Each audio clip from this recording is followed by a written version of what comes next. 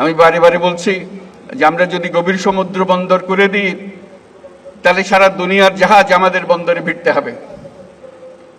আমাদের পণ্য সিঙ্গাপুরে খালাস করে দিয়ে চলে যেতে হবে না, অন্য দেশে পণ্য সিঙ্গাপুরে খালাস করে দিয়ে যেতে হবে না, আমাদের দুয়ার পর্যন্ত নিয়ে আসতে হবে পারবে।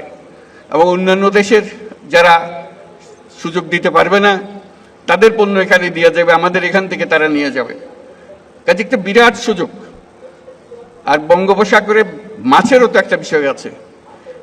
অন্য দেশের মাঝিরা এসে, আমাদের মৎস্যজীবীরা আছে, এসে আমাদের পানি থেকে তারা মাছ শিকার করে নিয়ে যায়। আমরা হাত করে তাকিয়ে থাকি, কিছু করতে পারি না।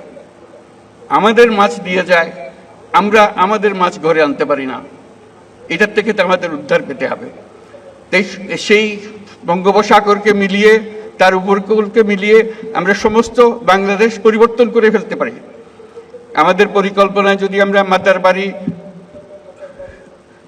কক্সবাজার সবকিছু মিলিয়ে, মহেশখালী সবকিছু মিলিয়ে আমরা যদি একযোগে বন্দর উন্নত করি তাহলে পুরো এলাকা নতুন সিঙ্গাপুরে পরিণত হবে। এটা নির্ঘাত, এটার থেকে কেউ বাইরে যেতে পারবে না।